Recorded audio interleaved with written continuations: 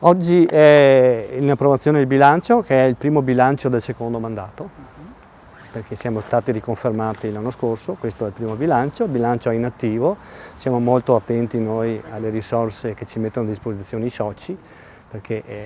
il GAL Alta Marca dispone di finanziamenti pubblici europei e regionali, ma dispone anche di fondi che derivano dai soci, con quali ci permettono di tenere in piedi le attività degli uffici e piccole attività che poi di promozione che noi facciamo, e siamo molto attenti a come fare e come spendere, e quindi il bilancio è in attivo da questo punto di vista. Tra l'altro sono soddisfatto dell'operatività degli uffici. Abbiamo portato a termine quasi completamente quello che era il piano di sviluppo locale approvato dai soci. Abbiamo in piedi ancora un paio di bandi, ma ormai la grossa parte è stata fatta. Sono tra l'altro un bando molto importante, perché è un bando che riguarda la cooperazione con altri 4 GAL, 5 con il nostro, dove sarà fatto un docufilm su tutto il nostro territorio, e spero che serva poi per rilanciare il nostro territorio. Per il momento non sono energie economiche, ma sono energie di impegno personale e degli uffici, perché è un impegno molto gravoso, perché dobbiamo arrivare a un minimo di rappresentatività che riguarda al minimo un'azienda su 20 comuni, e cioè dobbiamo trovare al minimo un'azienda per ogni comune fino ad arrivare a 20 comuni che si associa. Ma mi sembra che le risposte che ci stanno arrivando, dopodiché abbiamo mandato il progetto con la scheda di adesione, mi sembra soddisfacente,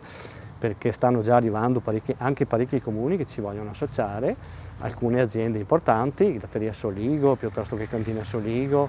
voglio citare il comune di Pieve di Soligo, ma il comune di Pederobba, il comune di Pieve del Grappa, il nuovo comune fuso, ha già dato la sua disponibilità a associarsi. E stiamo facendo una corsa, perché vorremmo arrivare a poter avere l'accreditamento regionale del distretto prima di ottobre, per poi partecipare anche a bandi nazionali che sono previsti dal Ministero delle Politiche Agricole. Direttore Genovese, sono tanti gli enti che in questo territorio lavorano per la promozione ovviamente dell'aspetto paesaggistico, ma anche dei prodotti locali. Ecco, come potrete lavorare in sinergia tutti insieme?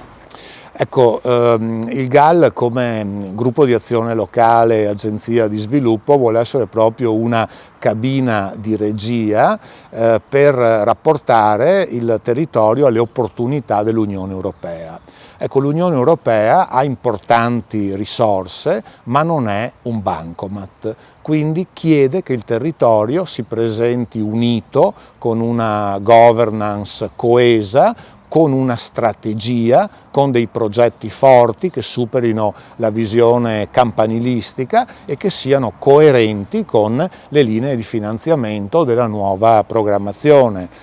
Qui si apre il periodo 21-27 che, oltre alle risorse ordinarie, avrà per il periodo 2021-2024 importantissime e rilevanti risorse di questo nuovo strumento che è il Recovery Fund o Next Generation UE. Le prime voci che vengono finanziate sono infrastrutture green, quindi piste ciclabili,